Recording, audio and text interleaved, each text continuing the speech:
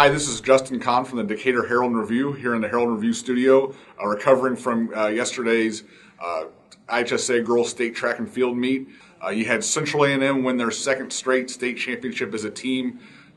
It came down to the last race, the 4x400, and so a ton of excitement there for Central A&M. You had St. Teresa ended up finishing fourth, getting their first individual state championship, I believe, since 2005.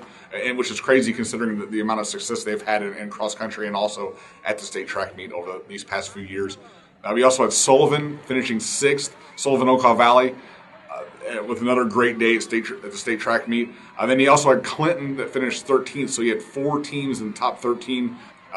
Kind of just go a little bit in order of how the day went. Kind of started out with the 4x800 was really kind of the start of the fireworks for the area. St. Teresa, they had a team of Lauren Avelti, Kelsey Wujek, Bree Chosick, and Rachel Devereaux. Hadn't even really teamed up until sectionals. They had an amazing day in prelims where they dropped 17 seconds off of their sectional time. Ended up dropping. They only needed to drop another second, and they didn't even really need to drop that the next day. They won fairly easily. Just a great run by all four of those girls, with Rachel Devereaux finishing it off. It sort of was very similar to their run in prelims where Avelti got them a slight lead after her leg, and then Wujek really widened that lead. And by the time Chosick and Devereaux had the baton, they were really running by themselves.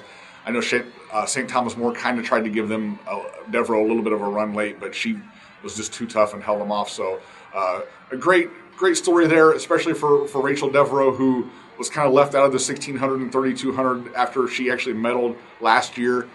Kind of continuing on the St. Teresa storyline, they also had a great day in the 1600 and 3200. No state championships for Ivy Hanley this time after she got her cross-country state championship in the fall, but she ends up getting second in the 3200 and fourth in the 1600. Also for St. T, their 4x100 team got sixth place. So a great day for the Bulldogs, but Central A&M was obviously just such a huge story.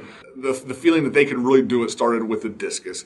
Jenny Rose Stringer didn't even have to show up on Saturday because her preliminary throw of I think it was 133 would have won the state title, but she came and had to beat that 133 with all three of her throws. Her final throw, she threw 139, the best throw of her career. And that's just such a fun way and a great way for her to end what was a pretty spectacular career at A&M as a thrower. And then Mika Maples, the freshman, got third place, so she could end up, kind of continuing this string of state titles for them in the discus because she's only going to get better from what she did this year, and she was third this year. So just an unbelievable wealth of talent in discus for A&M over the years, and just continued right now. Then, of course, you had the hurdles duo.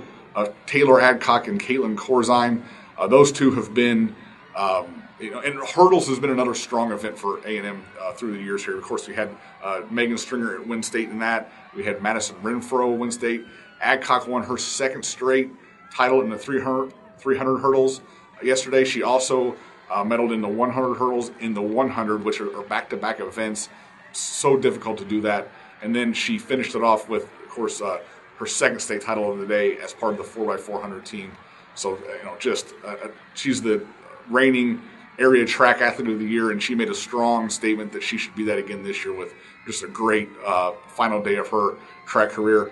And then Corzine, someone who's maybe ran under the radar a little bit over the years just because there's always kind of been a hurdler that's ahead of her. She actually finished ahead of Adcock in the 100 hurdles, got a fourth place finish.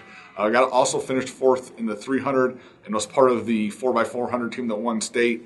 And then talking about really racking up state medals, Sullivan-Okaw Valley's Amanda McLean is a sophomore. She got 4 state medals yesterday that raised her career total to 7. McLean finished second in a pretty close race in the 400. I know she was a little disappointed she couldn't quite finish that one off, but the defending state champion was able to beat her, and she was part of the 4x200 team for the Redskins that finished second. They kind of fell behind early. McLean got them back in the race, and then Emily Newhouser was almost able to catch the winner. It was very close at the end. She had a great run. McLean and Newhouser also both medaled in the 200. And then, Argenta Orienta's Candy Block I know she was disappointed. She ended up getting second in the high jump. Really cleared her heights early well. I mean, she looked like she was going to go out and defend that state championship from last year early on. She cleared the first few heights very easily. She got to 5.7, and it took her 3 tries on 5.7. And she just couldn't quite get over 5.8, which has been a height that she's been over most of the time, through the season. That's been a fairly, doable goal for her is 5.8. The winner of the event actually also only jumped 5.7, but she had fewer misses. Unfortunate for her. I know she was very upset by not getting that state championship, but she did come back and get 5th in the triple jump and ended up with 5 medals in her career. She got a 1st, a 2nd, a 3rd, a 4th, and a 5th in her career. So that was kind of a pretty a pretty neat thing for Candy to finish her career on, even though I know that she was disappointed. She's got a lot ahead of her. She's going to be at the U of I next year, high jumping there and competing for Big Ten titles in her career eventually, no question about it. So, we saw some really great track athletes in our area finish their careers, but we also saw that we have a lot still. Of course, those McLean and Maples and Emily Newhouser. We still have a ton of really great ones, that are going to be around for the next couple of years. So, again, incredible day for the area at the Girls State Track Meet. Make sure you catch it all on hrpreps.com.